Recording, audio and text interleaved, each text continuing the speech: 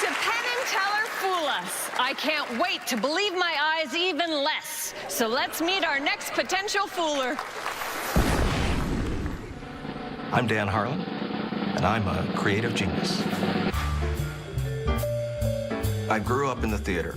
What I didn't know at the time was that my mom had been a magician's assistant before I was born. She had performed some amazing magic for us as kids, but I really didn't know where her magic came from. One of her best tricks, I think, was to produce a bar of soap from behind my ear to get me to take my bath. I think that's the real magic of a mother right there. Tonight I'll be performing one of my inventions. It's the most popular card trick of the modern age. I wouldn't be surprised at all if Penn and Teller already know how this trick is done, but I've got a twist for them.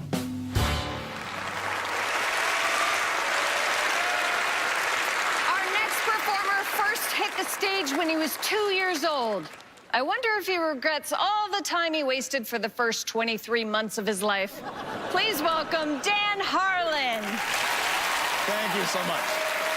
Thank you, everyone. I'm a creator of magic, and I wanted to share with you one of my favorite creations. It's also been very popular with magicians around the world, something I came up with 25 years ago. And it uses this deck of cards on which I've drawn a picture, a little stick figure magician. Now, I haven't just drawn him on this card, I've actually drawn him on all of the cards, and all of those pictures are a little bit different. So that if I do this, he appears to move. He reaches up, takes off his hat, and he's about to pull something out, but you know, I don't want you to see what that is yet, because I'm gonna need a card named. Now, I could just ask Penn to name a card, but he would say the 3 of clubs, most likely, and I'm gonna use the time-honored traditional committee method. Now, since I don't know anyone here, I'm just gonna select somebody, and I'm gonna toss my little friend here. He's for good luck. His name is Bones. Here we go. Oh, right next to you. Can you get him? Yeah, fantastic. Will you stand for me, please? Hi. And what is your name? Erica. Erica, here's what I'd like you to do. I want you to imagine that you have an invisible deck of cards, and you've separated them for some reason or another into the red cards on one side and the black cards on the other side. So you have 2 imaginary piles there, and what I'd like you to do is to select one of them to keep. Whatever you choose is what we'll use. So would you like the red cards or the black cards? The red card. The red cards? Well, then we'll take the black cards and just toss them away. Do the same thing in your mind. Now, I'd like you to take Bones and hand him to the person next to you. And thanks, you may be seated. Thank you so very much. And would you please stand for me? Hi, and applause for her as well. And what's your name? Troy Netta. Troy Netta? Yes. Yeah, oh, terrific. Okay, so Troy Netta, your choice is a little more limited. We've got the red cards here, and you're going to imagine separating them into the hearts and the diamonds. And then you're going to choose which ones we keep. Same as your friend. So would you like the hearts or the diamonds? The hearts. The hearts. Well, I've forgotten which side we put them on, so it's all imagination anyway. We'll just toss those and call these the hearts. Would you do me a favor and then hand Bones to the person next to you? And thank you so much. You may be seated. And sir, stand up. This applause is for you. What's your name, sir? Scott. So, Scott, your choice is a little more complicated than the first 2, but I'm sure you're way ahead of me here. You're going to, in your imagination, spread out the cards. These are the hearts. So we have 13 of them, and you're going to choose just one to keep, all from the obvious ace to the desirable jack, queen, and king, or all of the numbers in between. It really is your choice. Which one of those should we keep? The 10 of hearts. The 10 of hearts. So in your imagination, I want you to separate out, I'm not sure exactly, I think it's right about there. You separate out all the other cards and you toss them aside, leave the 10 of hearts right out in the open like that. That's fantastic. And then toss Bones up to me. Not bad. Oh, almost.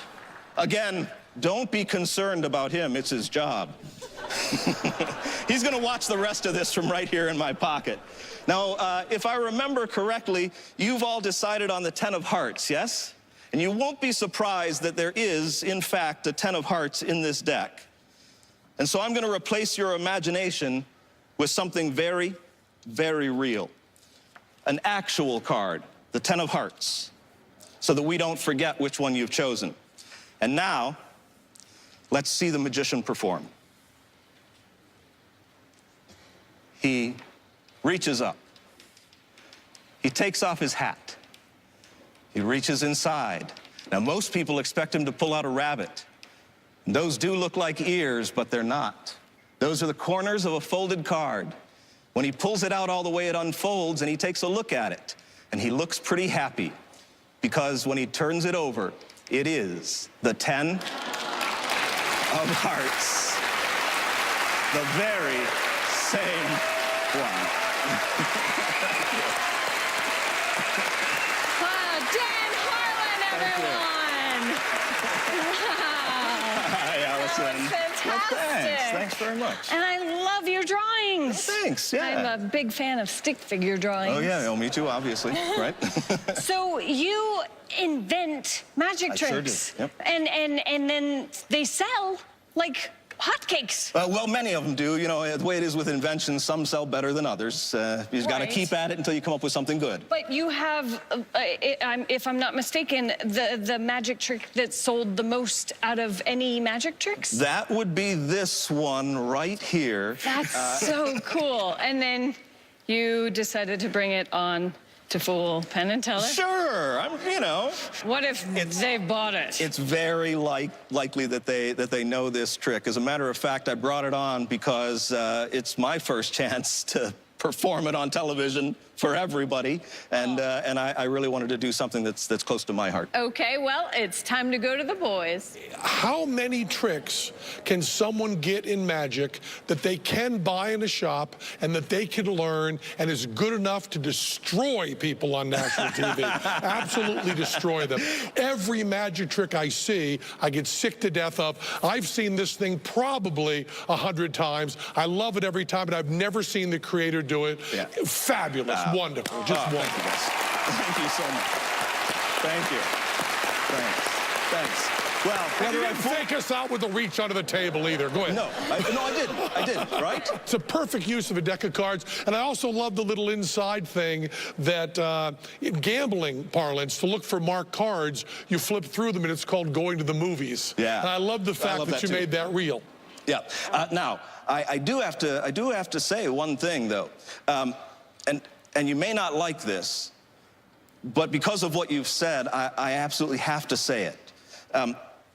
This deck of cards, I drew it especially for this show. And there isn't anything unusual about the cards at all.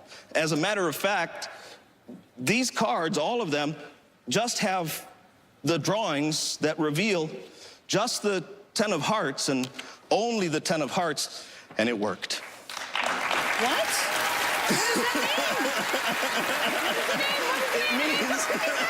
It means that you guys... Wait, they're inspecting. Yeah. May I pick them up? And Wow. for your very own, Wow. you may keep them. I don't know how you'll divide them. Wow. That's amazing. Beautifully done at every level. Just perfect. Thank you. Oh, so nice. So That nice. is so incredible. Cool. Thanks, everybody. So thanks again, man. That's beautiful. Just so beautiful. Bye. Wow. Wow. I bet two people on this stage